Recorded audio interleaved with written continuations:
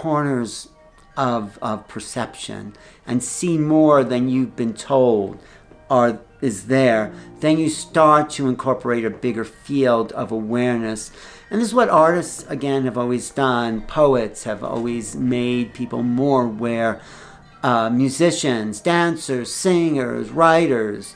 The idea is to make people more aware of what they originally have been programmed and conditioned and brainwashed to think is all of reality.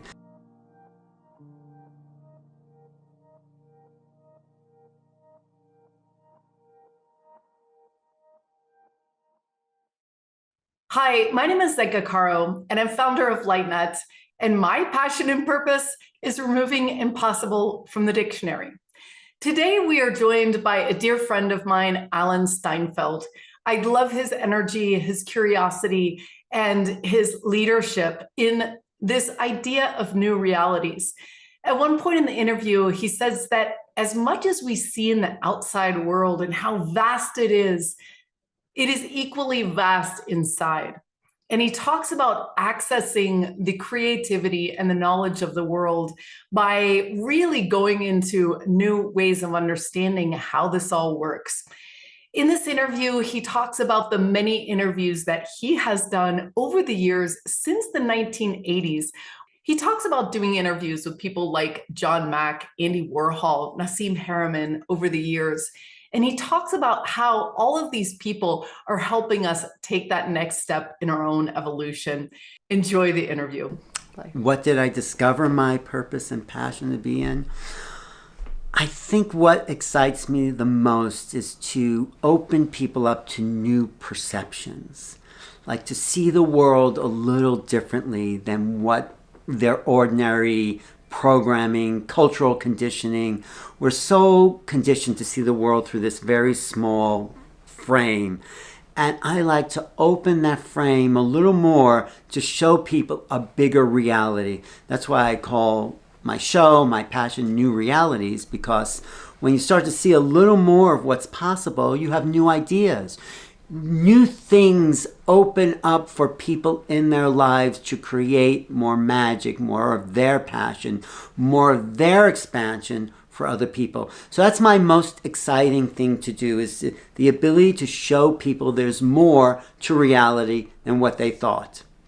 You know, it was a slow dawning. It was a dawn where the sun was slowly rising, but I think it started when I switched in college from psychology to English literature. I took psychology because I said, oh yeah, I want to understand people and all that. My uncle was a kind of sort of well-known psychologist. He was looking at perception too. That kind of opened me up.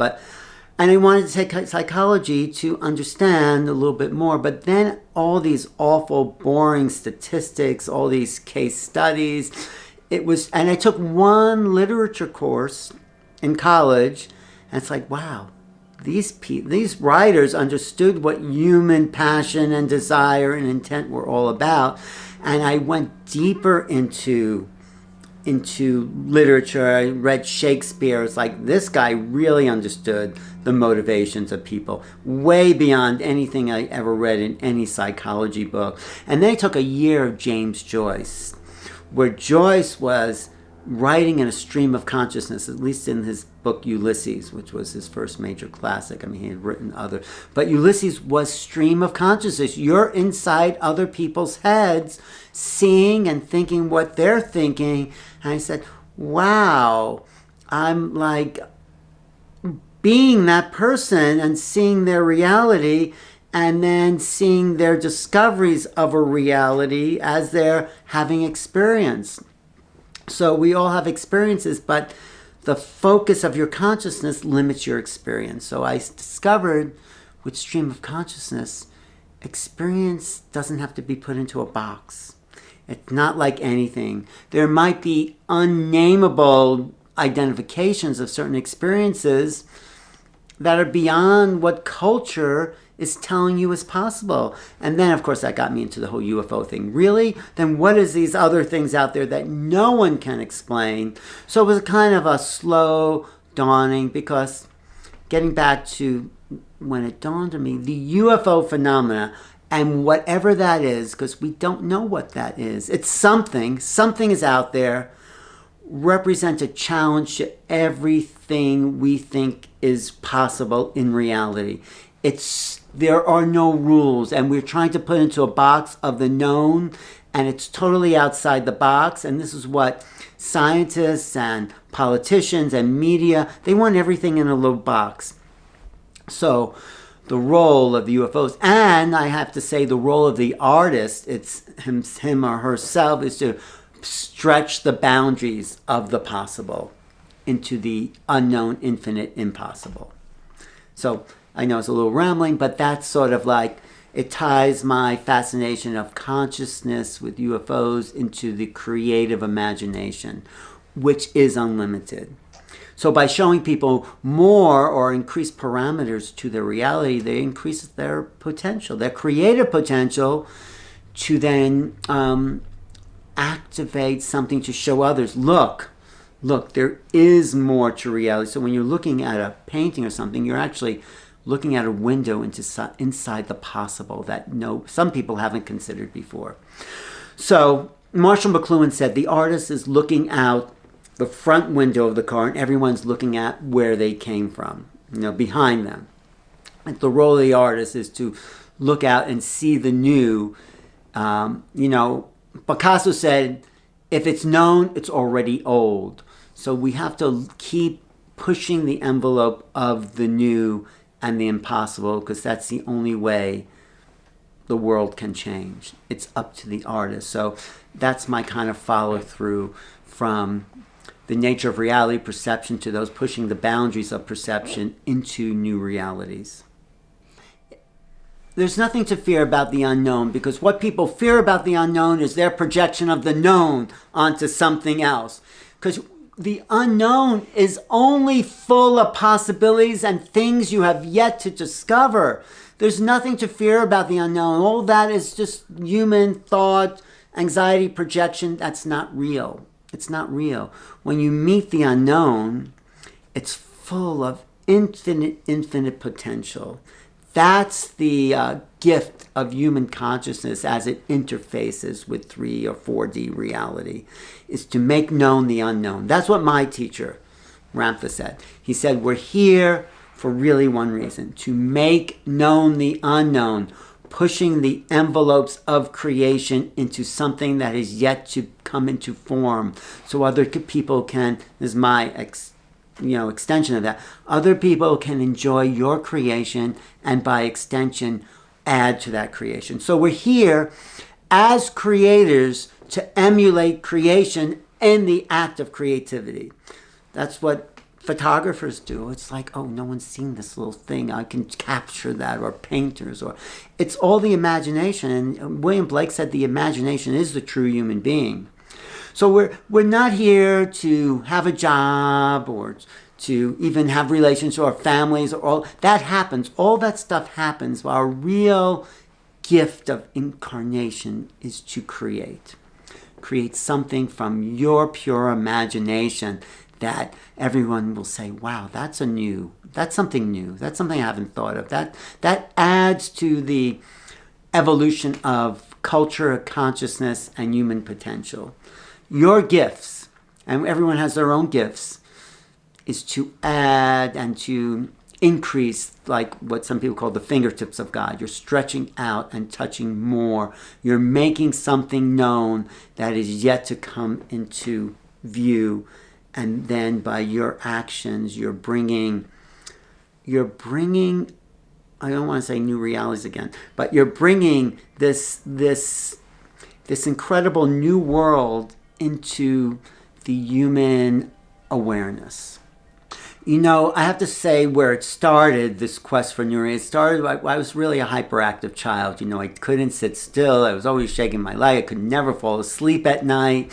I was, when you're 2 or 3 years old, your parents like to put you to bed before it's dark. I thought, that is crazy. I'm not going to sleep before it's dark. So I couldn't fall asleep because I had so much energy. So what I did was close my eyes and just go within, I started to see like white light. It was like meditation at 2 or 3 years old. I didn't even know what I was doing, but I was focusing inward somehow. I just did it because I discovered sort of at a young age, there's just as much inside of you as there is outside of you. The personality is just like this thin line between the inner and the outer, but it's infinite on both sides of that line. I mean, it just has to be somehow. I mean, I can't explain that, but it just seemed obvious. Wow. And to discover, wow, there's this infinite aspect of the mind as much as there's this infinite aspect of the world. It's like, I didn't know how that was possible. I couldn't explain it. Just like, I just sort of understood that somehow.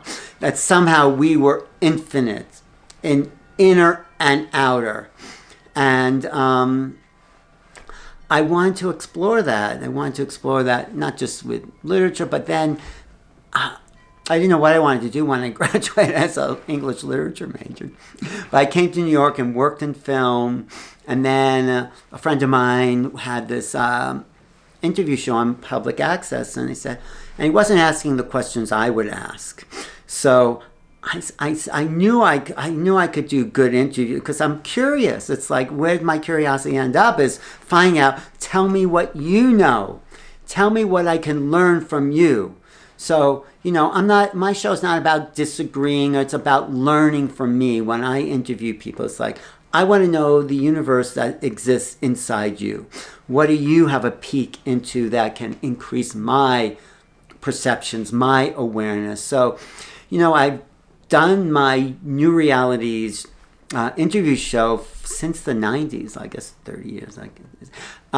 First on public access, and then when YouTube started, I was one of the first to have all this creator content and got a creator's, whatever that was. I was creator on YouTube 2006, and then, YouTube was bought by Google, but I'm still doing that. So that curiosity led me to people that I knew were original thinkers.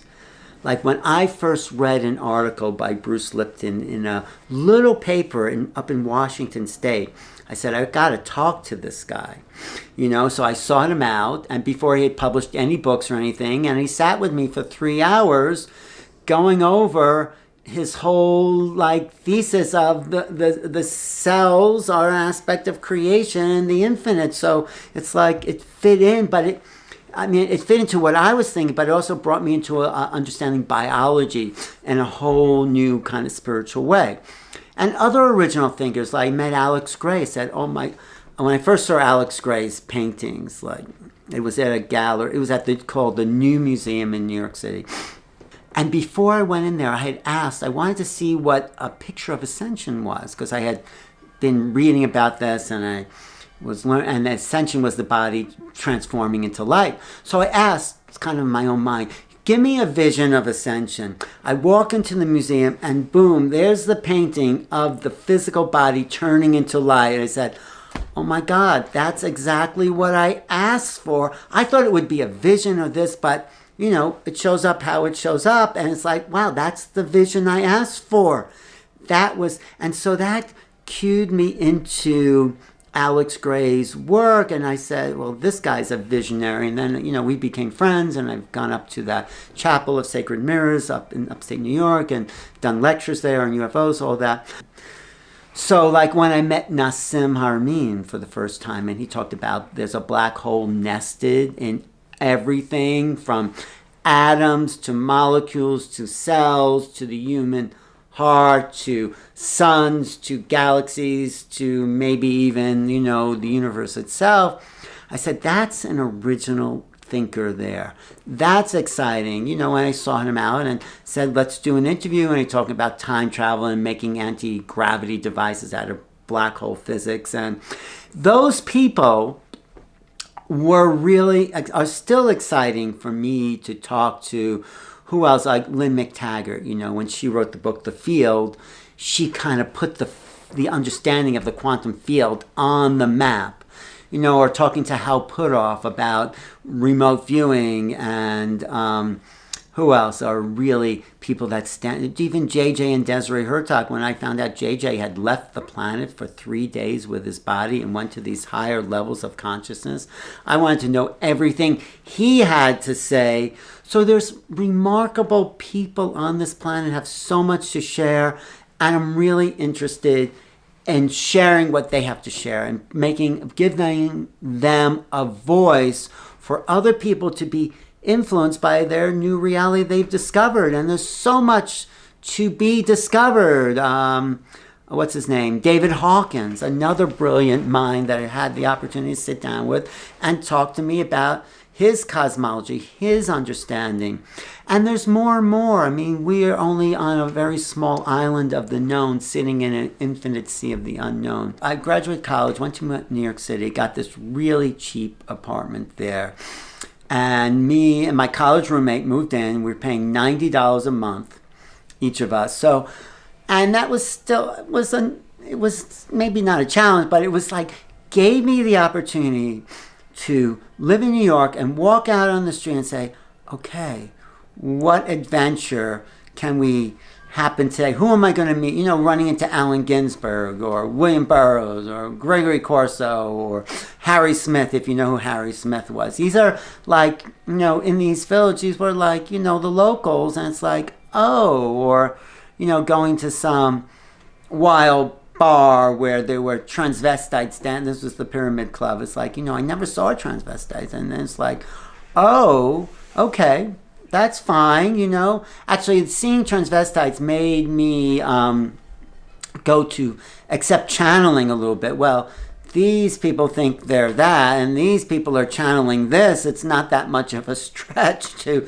see that. Well, so then I saw these channels. So, but there were times when, you know, I would have freelance jobs and all that, and even $90 was, well, that wasn't that too much. But then, you know, my roommate moved out and then all that. So, but for a long time, it was just like adventures, like every day. It was the opportunities that presented, you know, as a creative capital, world capital, people would go there to be creative and going to art galleries or museums or get parties or meeting people like Nina Hagen or who else? Lots. Andy Warhol, another character. You know, he once said to me, "What's the secret to immortality?" I said, "Andy, you have to take care of yourself." That's why. You know, but there were a lot of creative people in New York in the 80s and the 90s. You know, meeting John Mack. When I met John Mack, it's like, wow, this guy has a whole new view of what alien contact is. I mean, he was a Harvard psychiatrist, and he was challenged. Are these people crazy, or are they having a real experience? He says, and I heard him say this personally, and, you know, I knew him. He said, according to his expertise in psychiatry, these people are having real experiences. So John Mack really qualified the abduction, the contact experience as real. These people are having something happen to them. They're experiencing trauma. Something's going on there. And so he was a huge factor in where we are today in shifting from an acceptance of people's experience, you know. And my uncle, who I mentioned earlier, who had knew of R.D. Laing. R.D. Laing wrote the book called Knots and personal, and what is it, The Politics of Personal Experience, where if you're having an experience, I can't argue with that. That is your experience. I may have it, I may not believe you, but it's your experience. So he would sometimes work with schizophrenics, R.D. Laing, and say, well, he'd get sucked into their reality. He'd have to get pulled out because he's so far. And there, of course, there are people who are a little schizophrenic, who are, and you could tell if they're having delusions of grandeur, you know, like, oh, I'm the only one. And those are the people that you have. But people having experience that say, no, I was aboard this UFO and this happened to me. Well, most people don't want to admit that, and I don't think that's delusional. It's an experience that they have yet to understand. So I think I think meeting people like John Mack, who was a huge visionary, very well versed in psychology, but also started to be open to what's possible for these people as inexplicable experiences. And accepting inexplicable experiences was another influence that I admired. Meeting Bud Hopkins, who, after I had my own abduction experience, I met him, and he said, yeah, that sounds like what other people are experiencing. So there's been great thinkers out there and great innovators of what is this human experience. And those are people that really excite me still. Zinka Caro, another one, a great artist, great passion, so excited about spoon bending and so full of energy that people bend spoons in her presence. That's like one of my favorite people who can do that. So there's always someone with a new idea that I'm looking at and saying, how do we bring this out into a bigger picture of the possible? Innovative artists and everything is open. It's all an art form, really, about how do we expand experience. And, people need to have expanded experience because it's not about what's on television or your computer. It's like grounded, embodied, personal reality. How do you experience just going out in nature? Talk to a tree. And you know what? That tree will talk back to you. If you get quiet enough. This is what the Native Americans would do. They'd sing to the plant, and the plant would tell them what they were good to use for the human body.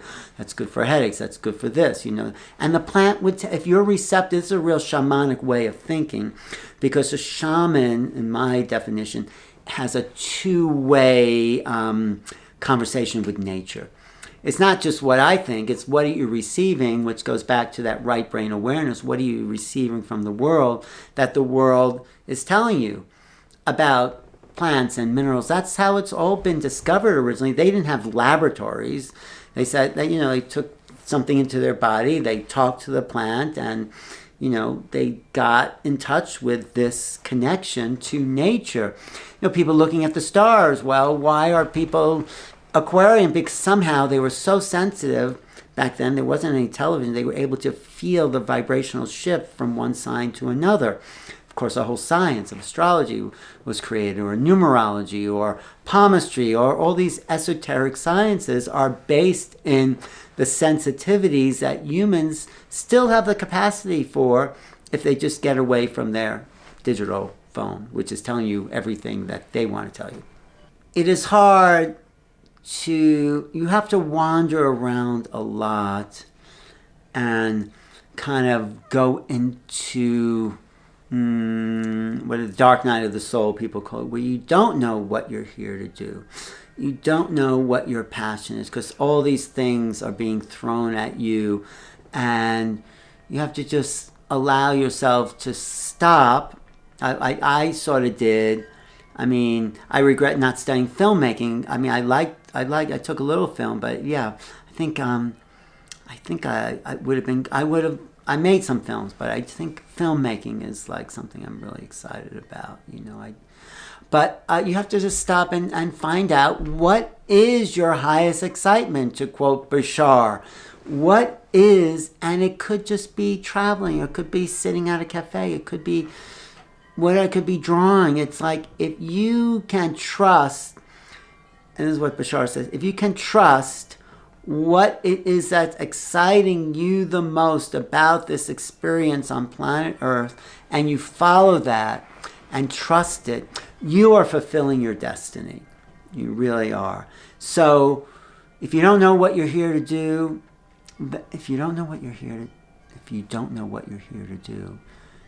drop in and find out what excites you, and don't worry about the money.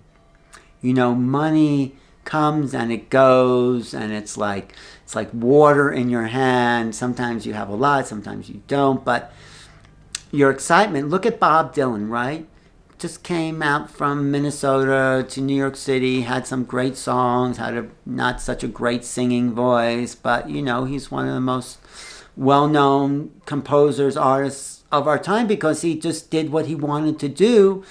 And those are the people. Creativity is rewarded, I think.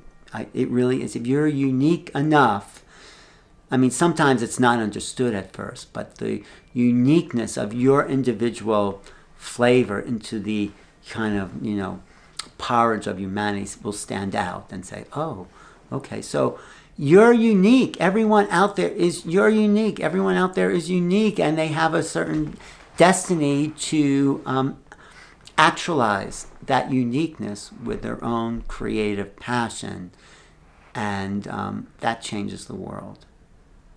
Well, I don't know what effect I have on other people, but I am excited about everything I see, and everything, there's so much to learn here on planet Earth. There's so much to learn from each other. There's so much, so many books, so many movies, and they're all trying to tell us something. Like there's more to feel for the human being. So I think if people are not excited, then there's some older issues in their lives, some psychological barriers or something, trauma. People who've experienced trauma are disconnected from their true self. So I recommend soul retrieval, where you go back to the moment that you had this split. Sandra Ingerman talks about this, a lot of shamanic traditions talk about it. And you integrate that part that was split off in some kind of traumatic way, and you integrate it back into yourself, so you become a whole being that's capable of pursuing your passion.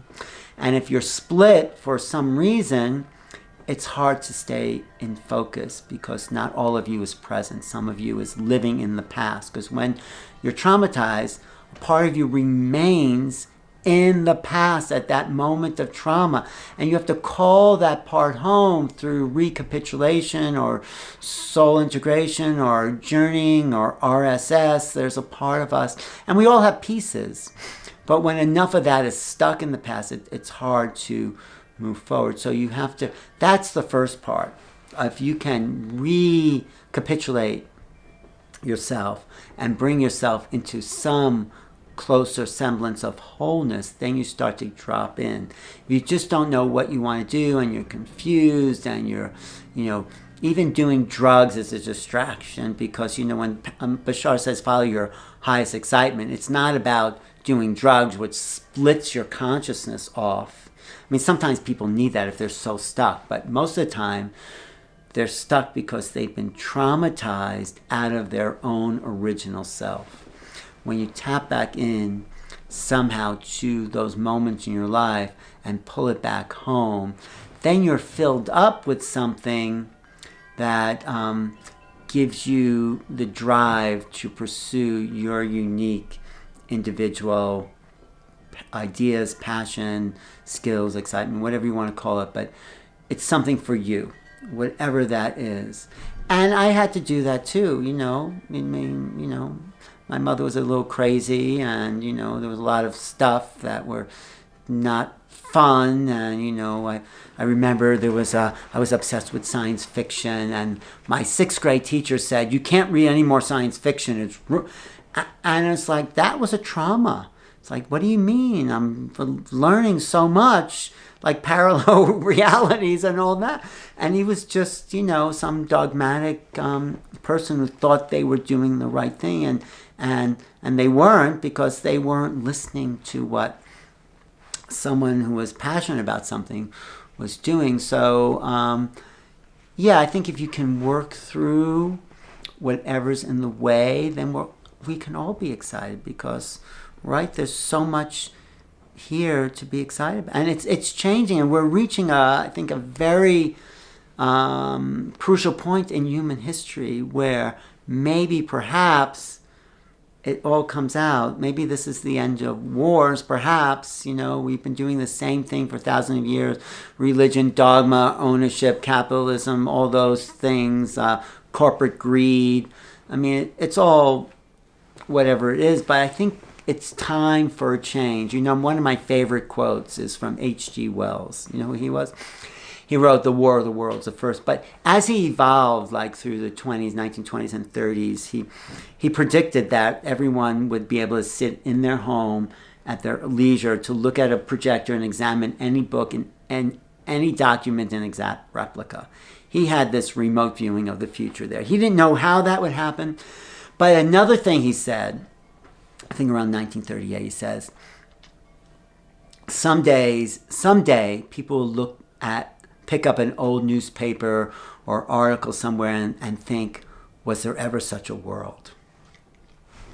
Where there was violence and, all this awful stuff that's still happening, was there ever such a world? This is what the future, I hope, maybe not too far into the future, will say about, the horrors of the 20th century and what's coming to the 21st century. And, the history of human civilization has been marked by incredible achievements and awful destruction. So it's like, you have the Taj Mahal and the atom bomb, it's like that. You have Leonardo da Vinci and Hitler, these polarities of, and so I think if we come into balance somehow, where we're all creative geniuses, and I know that's possible because we all have access to the infinite unknown, we just have to allow it through this particular filter, then that will be the world that will be what it's supposed to have been when we incarnated here. It is supposed to be a world full of abundance, enough food, the promotion of your own creative individuality. That's like level playing field for how incarnation is supposed to be. And that's what I call when that can happen, I call that the flowering of humanity. When everyone's here to do their own creative passion and add to the collective process of making known the unknown, where art is the currency of the day, then we wake up to the ongoing creation of new realities where people are just amazed at the next song or music or this. And people are now, but they're also then, but if everyone was that way, adding to the potential that exists, then that will be a real flowering of the new humanity. I think everyone has a special individualized destiny, and we're here to find what that is. And destiny is different than fate. Fate is the hand you're dealt. Destiny is what you do with it. So you have a destiny which can change what you think is your fate, So destiny is how you're going to put your most excited passion to be the best person possible. It's Joe Dispenza. How do you tap into the quantum field to be your most highly developed self? To create the timeline that will give you and everyone else the most joy. Are you looking to begin your life of passion and purpose? We are waiting for you with our groups of 8 to 12. These loving teams are formed to look over our success data to find the fastest and funnest and most direct way for you to find your purpose and calling in life. To find out more, go to holomovement.net/purpose.